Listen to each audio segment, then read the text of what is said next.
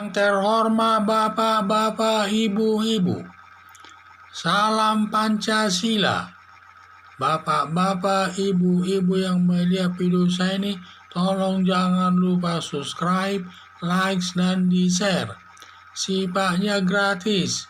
Pada hari Selasa, tanggal 28 September 2021 ini, saya akan mengomentari sepandai-pandainya tupai melompat, akhirnya jatuh juga seperti Aziz Samsudin, Wakil Ketua DPR.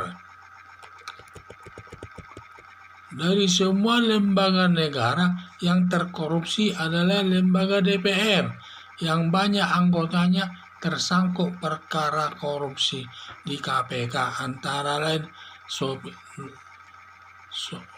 Novanto, masalah EKTP, dan lain-lain. Aziz Samsudin ini selaku Wakil Ketua DPR sering melakukan tuduhan korupsi sekitar 8 tahun yang lalu. Ada tudingan, ada 5 kasus korupsi katanya yang diduga dilakukan Aziz Samsudin. Tetapi satu pun tidak ada yang sampai ke pengadilan, yang selalu lolos dari jeratan hukum. Hilang begitu saja tanpa ada bekas kasusnya tersebut, dan dia tetap bebas berada di tengah-tengah masyarakat. Dalam tahun 2021 ini, baru-baru ini, Aziz Samsudin dituduh melakukan perbuatan korupsi dalam 3 daerah, salah satunya di daerah Riau. Hasilnya sudah ditemukan minimal 2 alat buktinya, dan sekarang Aziz Samsudin sudah ditetapkan sebagai tersangka dan diduga sudah ditahan Komisi Pemberantasan Korupsi atau KPK. Sekarang ini sedang dilakukan pemeriksaan saksi-saksi maupun calon tersangka tersebut. Sepandai-pandainya tupai meloncat, akhirnya jatuh juga seperti Aziz Samsudin. Sepandai-pandainya menghindar dari perbuatan korupsi, akhirnya Komisi Pemberantasan Korupsi menangkap Aziz Samsudin juga melakukan perbuatan korupsi atas 3 daerah. Setiap daerah itu dia minta bagian uang, sehingga mungkin itu disampaikan kepada pengurus pimpinannya. Kita tidak tahu jelas uang yang diterima tersebut digunakan untuk apa, apakah dibagi-bagi untuk anggota DPR atau anggota partai politiknya, yaitu dia kan dari Golkar.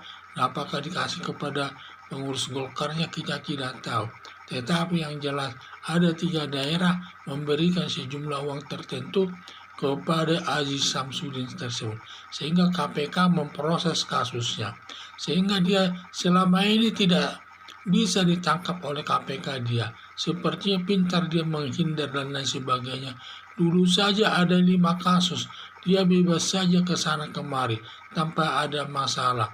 Tetapi baru tahun 2021 ini, baru-baru ini KPK menangani perkara korupsi Aziz Samsudin ini dalam tiga daerah. Setiap daerah memberikan sejumlah uang kepada Aziz Samsudin, dan kalau tidak salah sudah ditetapkan dia sebagai tersangka oleh Komisi Pemberantasan Korupsi. Jadi sepandai-pandainya tupai melompat seperti Aziz Samsudin ini walaupun sepandai-pandainya dia menghindar daripada aparat penegak hukum, akhirnya terkena juga kepada KPK. Perbuatan Aziz Samsudin ini merupakan perbuatan korupsi yang merugikan keuangan negara, yang melanggar pasal 2 Undang-Undang Nomor 31 Tahun 1999 tentang pemberantasan tindak pidana korupsi, yang ancaman hukumannya yaitu hukuman mati, 2 hukuman seumur hidup, 3 hukuman badan maksimal 20 tahun. Masalah berat ringannya nanti hukuman tergantung putusan hakim, tergantung nanti alasan pemberat dan alasan meringankan hakim tersebut. Kalau alasan pemberatnya itu lebih banyak, biasanya hakim menjatuhkan hukuman mati atau hukuman seumur hidup. Tetapi kalau lebih banyak nanti alasan meringankannya, hakim nanti bisa menjatuhkan hukuman selama 20 tahun atau kurang dari 20 tahun, bisa bisa 15 tahun atau 10 tahun. Itu tergantung nanti pertimbangan hakim dalam menjatuhkan putusannya dan menghukumnya nanti sesuai dengan perbuatannya. Dalam perkara ini dapat diterapkan hukuman mati berdasarkan pasal 2 ayat 2 Undang-Undang Nomor 31 Tahun 1999 tentang pemberantasan tindak pidana korupsi, yang mana ada 4 syaratnya untuk dapat menjatuhkan hukuman mati, yaitu negara dalam keadaan darurat yang dinyatakan dalam undang-undang. 2.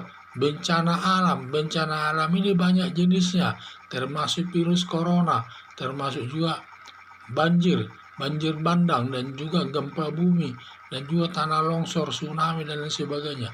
Salah satu saja syarat itu dipenuhi, dapat dikenakan hukuman mati. Baru mengulangi perbuatan korupsi.